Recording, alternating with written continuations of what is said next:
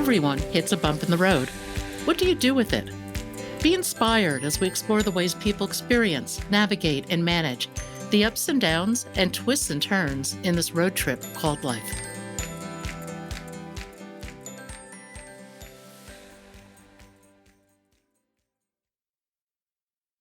Deirdre Breakenridge is an author, speaker, LinkedIn learning instructor, and the creator of the podcast Women Worldwide. She's created a successful 30-year career in marketing and PR. It would seem that she had it all until her 24-year-old millennial stepdaughter, Noel, unexpectedly took her life. Deep in mourning and looking for answers, Deirdre decided to hit the road for a 52-week research journey and passion project to understand the millennial perspective. What she found is something for all generations. I'd like to welcome Deirdre Breakenridge this morning on Bump in the Road. And Deirdre, perhaps you can tell us a little bit of your story. Oh, thank you, Pat. I'm so happy to be here. So I've been in public relations and marketing for 30 plus years. I guess you could say I've always wanted to be a storyteller and a relationship agent, somebody who helps people to build really great relationships with their constituents. I think that's admirable, and I think we're living in the age of story, don't you? Oh my gosh, absolutely. So social media just opened up such an opportunity to share your stories through so many different channels. And I don't know, it's such a great way to be able to get what you do out there, what you're passionate about, whether you're, a professional brand yourself or you work at a company. And I don't know, I find that with social media, it's also an opportunity to step back to make sure that you're using it the right way and that it is a healthy story to share. Well, one of the things I've wondered is, are we so focused on story these days because we've lost our stories, we've lost our myths? Are we looking for some sort of transcendent truth that we can all lock onto? Yeah, so losing your story, losing it's almost like losing your purpose. You want to make sure that you stick with your purpose and what you really care about so that you're keeping a sense of yourself. And sometimes I do think that we get more wrapped up in the highlight reel of social media. And that's really hard, especially on younger generations, looking around and seeing the stories and the influence and perhaps not feeling like you're important or losing a little bit of your self-confidence and your own willingness to really share your gifts. Yeah, social media has its pluses and minuses. I have to say, when I started in social media, I thought I would just hate it. And I had the exact opposite experience. I have met the best people from all over the world through social media. It's been a very good experience overall. Well, I love to hear that because I'll be the first one to say, and I do help executives with social media to be strategic and to make sure that they're emotionally intelligent as well. But social media is such an opportunity to learn and to grow and to make these connections. So many times, don't you find yourself, Pat, saying, I feel like I already know this person and I haven't even had a face-to-face with them, or we haven't even had a video conference call, but yet even if you're on Twitter or Facebook or maybe even Instagram, you're getting to learn about them. Oh, absolutely. I tweet with people all over the world in the travel industry. Certainly, there's the cancer aspect of my following. And on Instagram, it's more photographically oriented. And I have wonderful interaction with my Instagram audience. It's actually one of my favorite platforms. It's just fun to share a passion and to get response back from people. Well, I like that. I like that you said fun because, social media, of course, you want to get your brand out there and always making sure that you're smart in your objectives and your goals. There's a lot of strategy behind it. But if you're not having fun, then, that sort of defeats the purpose. So it's really good to hear that you can be doing what you're doing, having fun, and also feeling like you're making a difference too. I think it's really important to make a difference. And you have such an interesting story in terms of making a difference. I was wondering if you could share with our audience a little bit about the events leading up to your incredible 52-week journey and the outcome of that. Yeah, so thank you very much for asking. And this is always the question where no matter how many times I share it, I get this lump in my throat. So here I was, this strategic communicator, studying communications, body language, verbal and nonverbal cues, working with brands and executives for many, many years, writing books on communication. And as I was doing all of this wonderful work, my stepdaughter, 24-year-old, I like to say a 24-year-old millennial, put me on the path to feel. And Noel very sadly chose to end her life. And this was something that really is so difficult for a family to go through. It's heartbreaking. And, it makes you just stop in your tracks, just completely stop. And I did. And when I did, I had so many questions about what had happened. And, of course, one of the biggest questions was, what did we miss? Because you could go look at social media and see happy photos, accomplishments, smiles with family and friends. So the journey, what you referenced, the 52-week study, was my way of asking millennials, having one-on-one interviews every single week with millennials, asking them, how do you show up to your conversations? Are you sharing authentically? How do you want to be perceived? What do you value? What do you expect from the people around you? How do you build relationships? And of course, this was answered over 52 weeks with a lot of qualitative data. And it formed a model called FEEL. And this is something we talk about feel, right? You should feel. FEEL stands for face your fears, engage with empathy, use ethics and good judgment, and unleash your love. Because that's what millennials shared. That's what they want.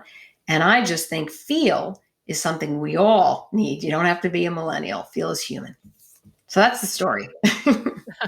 Oh, no, I totally agree. Feel is human. It's interesting how different generations choose to communicate through social media and otherwise.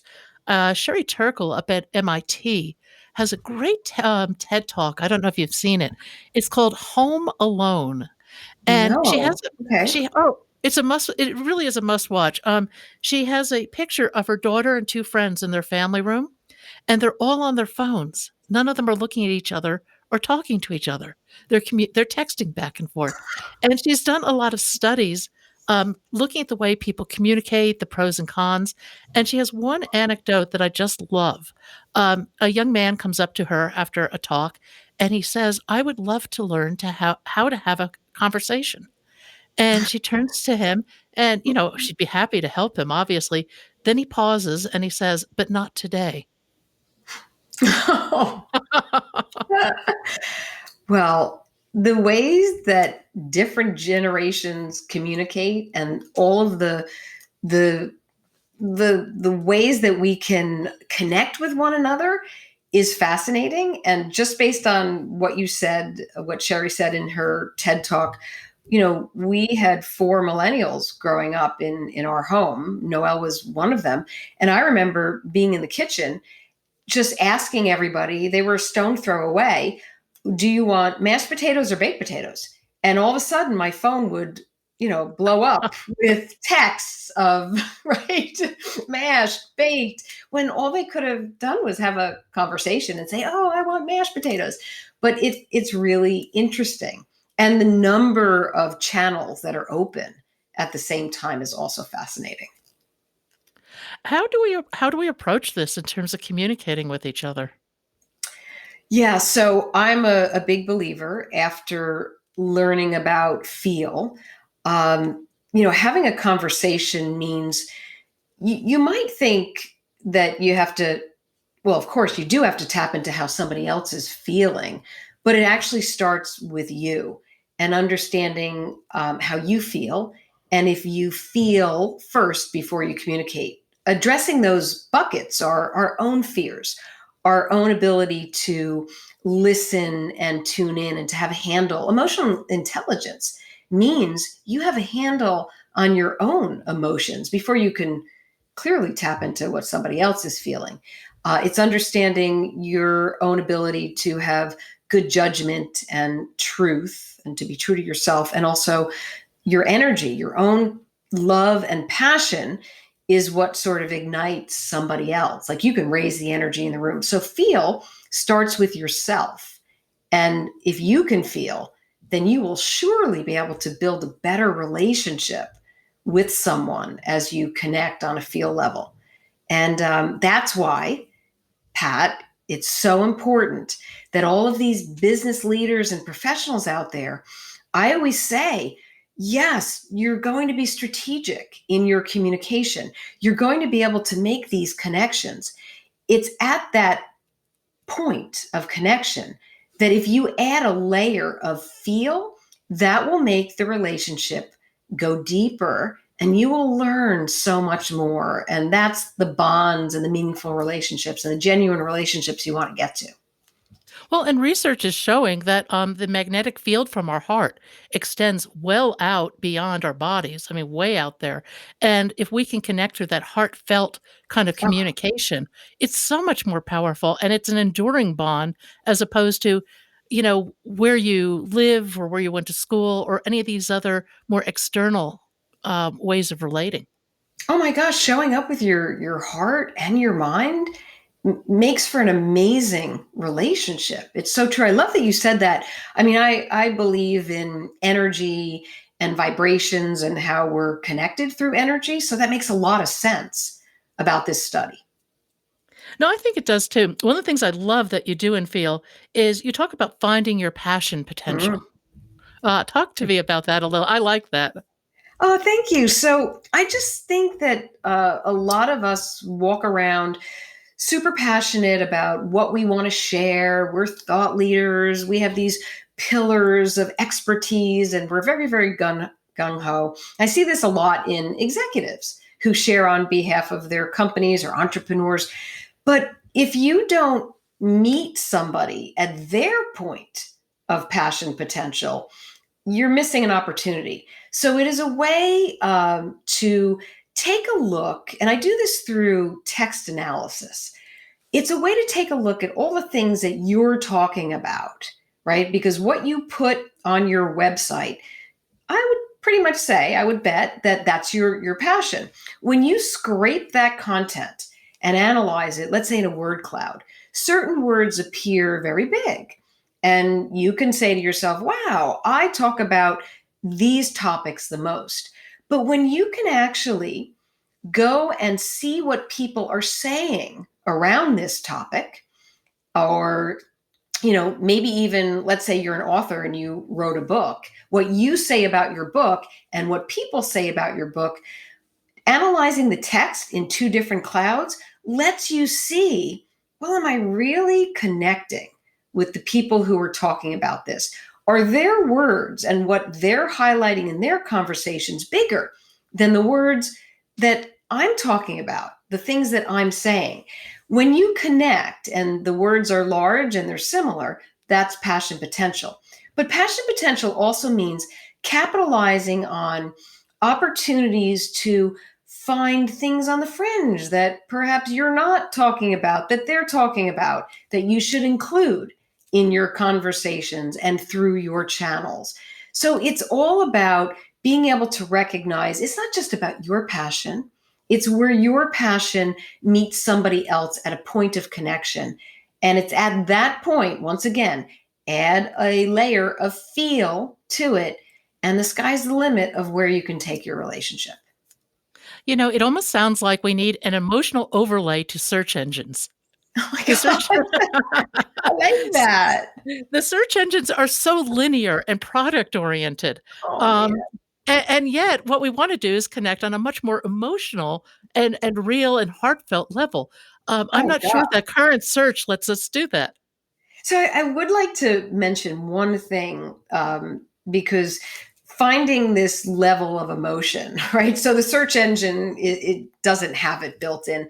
You can find it within yourself, and we've built a test because in order to apply feel through all of your channels, you have to understand how much you actually feel before you communicate. So my team and I, we built an online test.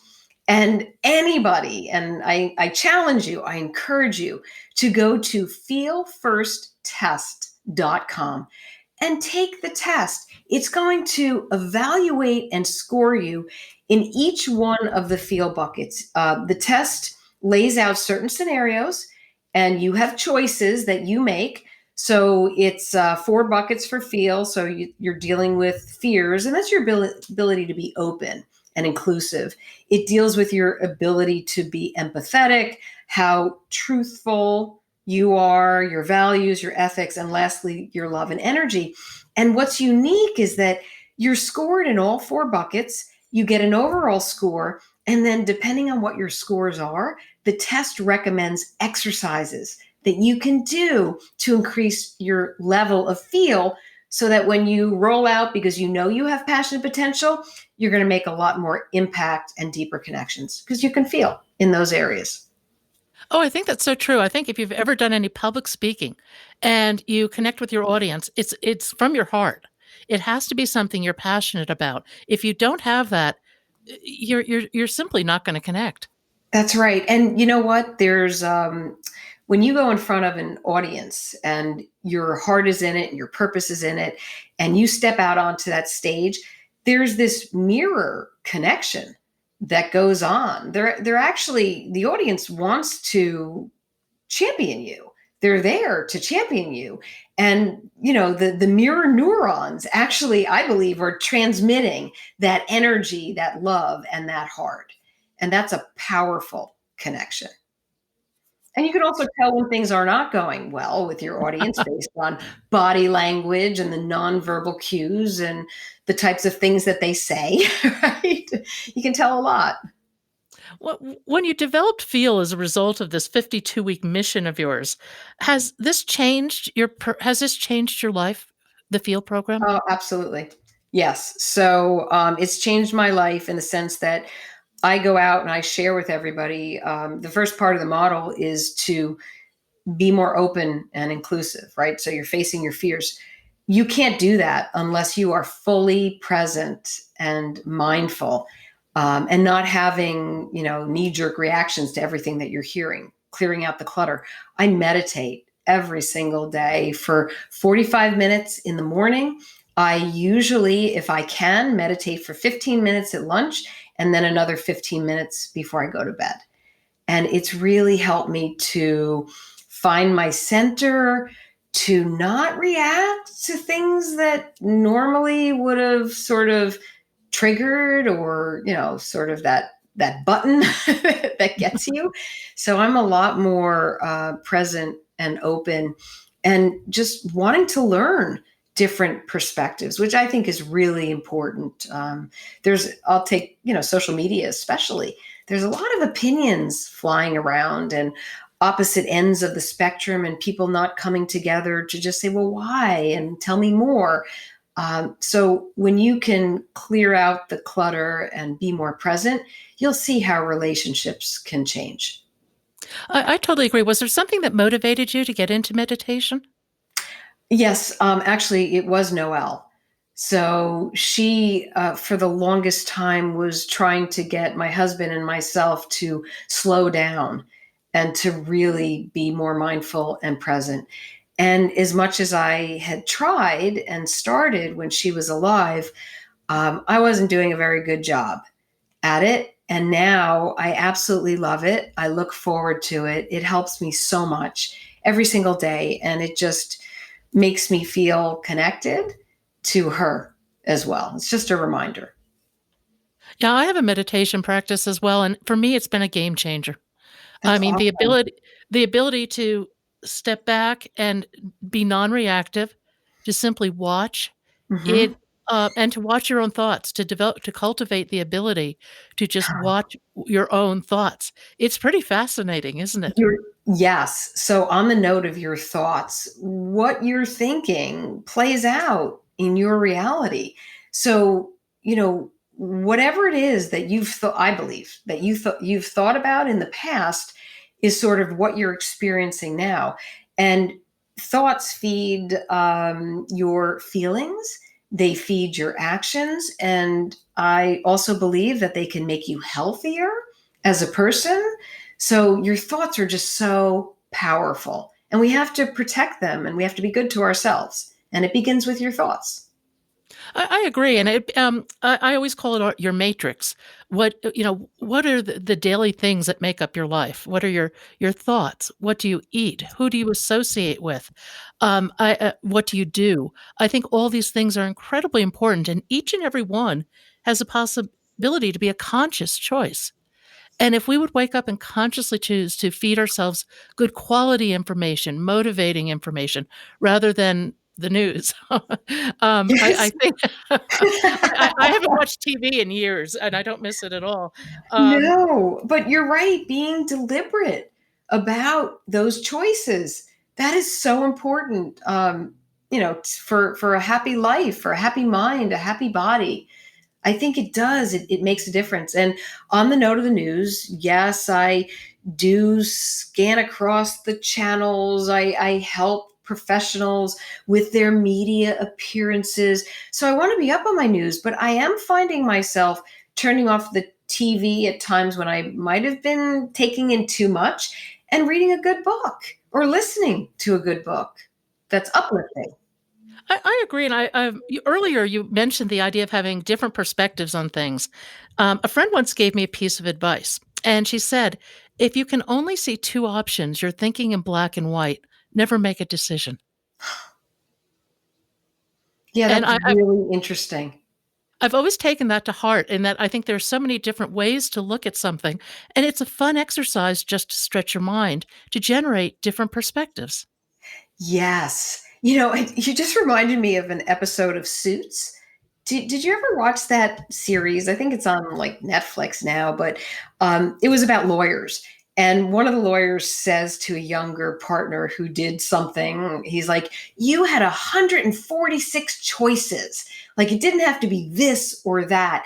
And after watching that episode, that's kind of what your friend was saying about it Yeah. never has to be black or white. Expand your thinking. What are all the ways that you can look at something? Yeah, no, get creative. We have to get creative. I live in Santa Fe. As a result of having everything closed down, we're looking at at least $100 million budget shortfall this year. We're, Wow.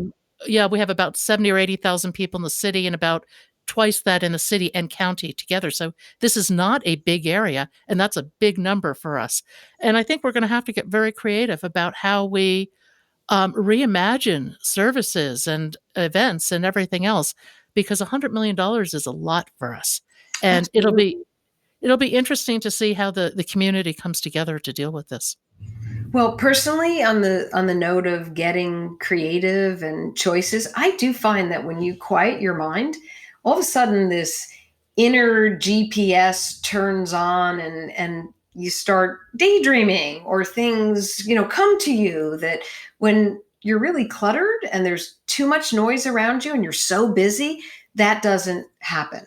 So there is something to be said about the quiet and the calm, and more of the creativity will come. Absolutely, and I think just getting up and moving, and getting away from I at least find myself mesmerized by my screen. Not that I wanna be, but I get sucked in.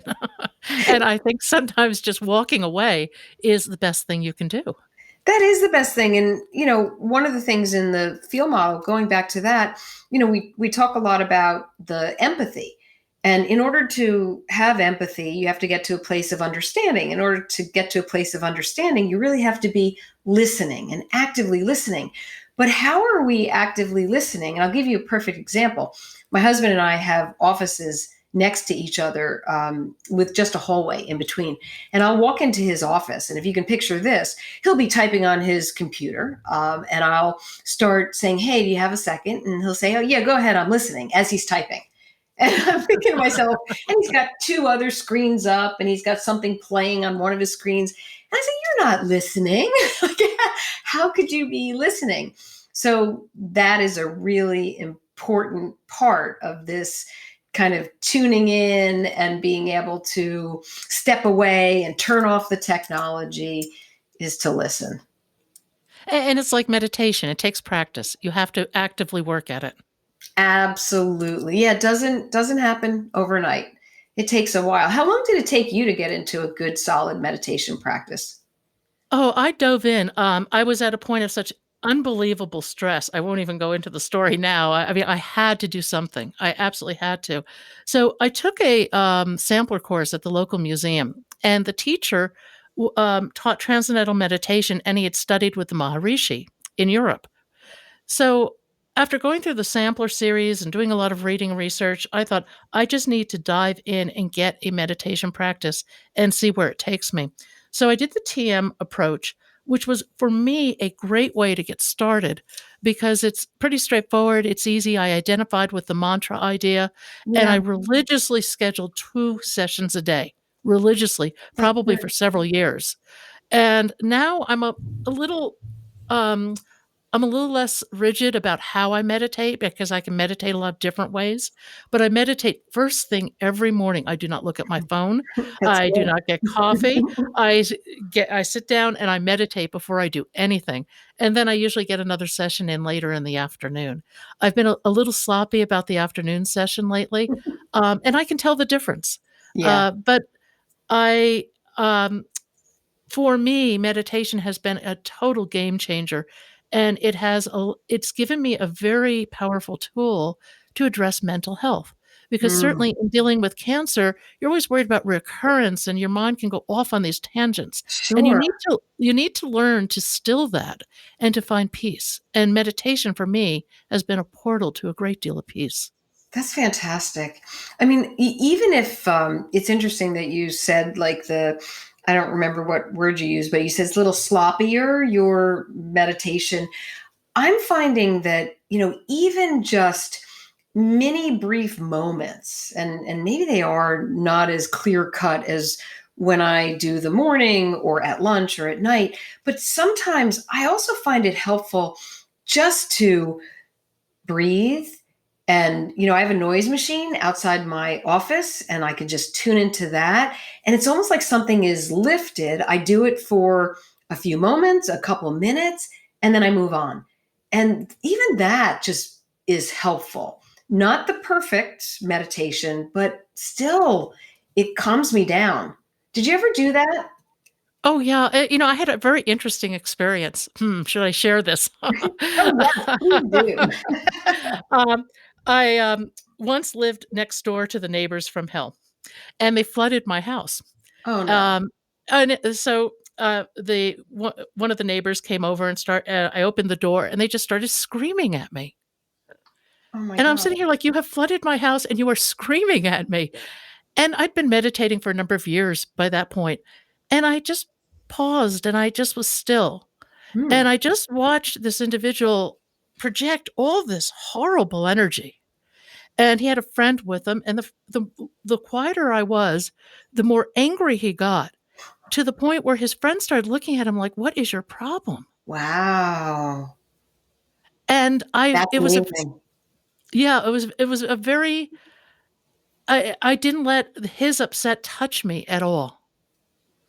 Do you It think that, I mean, you were literally in a state of removing yourself from, like, you were protecting your core, number 1, from that anger that was coming at you, but it almost sounds like you brought yourself to such a place of calm that it was a mini moment of whatever's going on, it's not coming to me.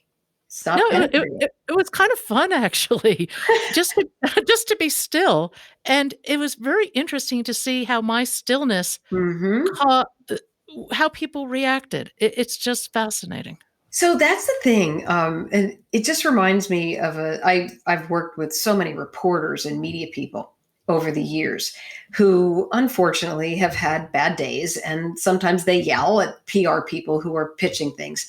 And I wrote a story in my last book, Answers for Modern Communicators, about a really angry writer who just went off on me. And I just kind of listened and didn't let it affect me. And then I just said, okay, I'm going to go back to my team.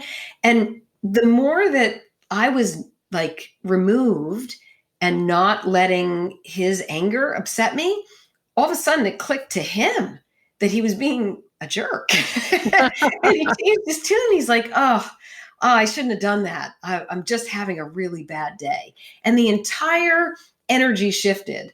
And we ended up getting a bigger story and a cover story as a result, which, it really depends how you react to things.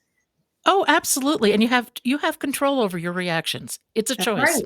That's right, because you could have made that situation worse, but instead the friend's like, "What are you doing? Right? Why are you acting this way?"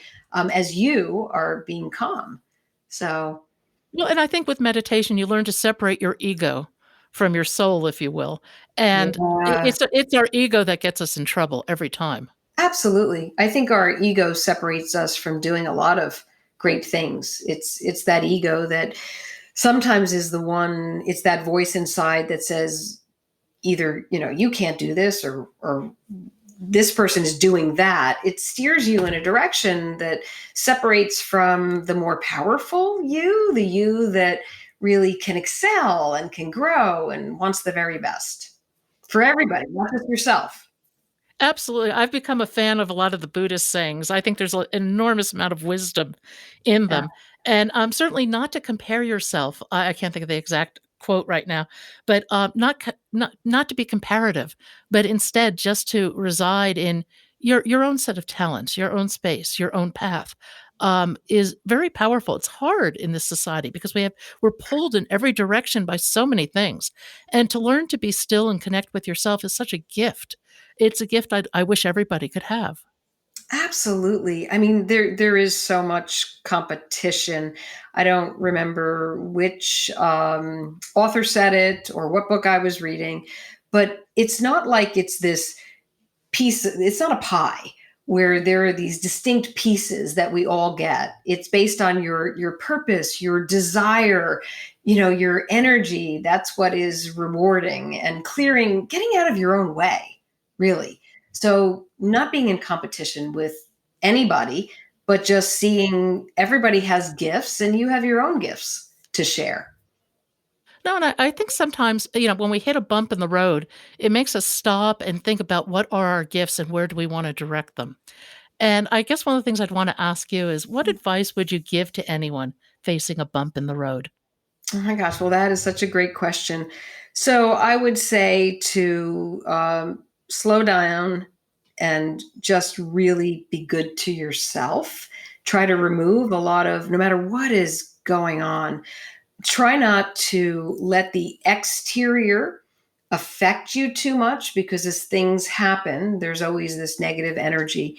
But to really try to, whatever choices you're making, trust your instincts, trust your inner GPS, be good to yourself, learn to appreciate and be grateful, regardless of the situation. There's always something to be grateful about, and to be able to move forward and to do something with that's even greater than you expected. When I think of, Noel, sometimes I wish I could change the situation. You can't really rewrite the story, but I know something really good came out of it. So I would encourage others to see beyond and to know that they're going to have that next page and to write that future moving forward. It's what you do with it, but be good to yourself. Yeah, I think that's very good advice. I always ask people, if you could rewrite your bump in the road, would you? I don't think so. This is a really tough question, Because do I want Noelle here with me? Do I want her to experience the joy of seeing people embrace feel, which is something that came from her? I don't think you can rewrite the story. I don't, not that I wouldn't want to, but I don't think that I could.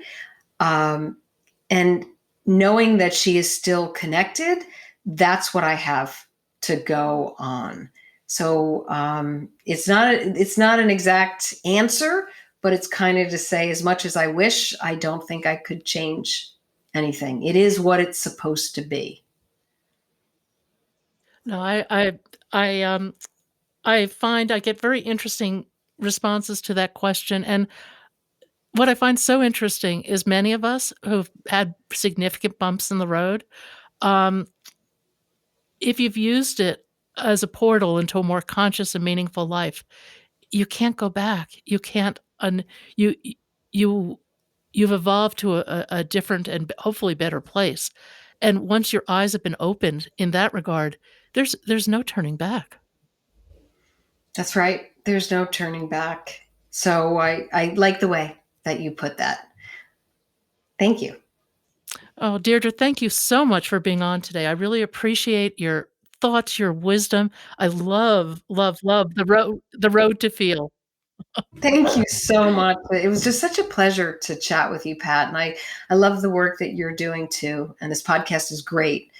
So I look forward to continuing listening to your podcast. Thank you.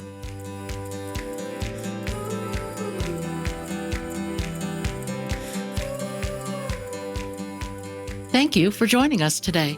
I hope you found something in today's podcast that inspires you along your own life path, because sometimes a bump in the road is actually a portal into a more conscious and meaningful life. Bump in the Road is a production of Cancer Road Trip.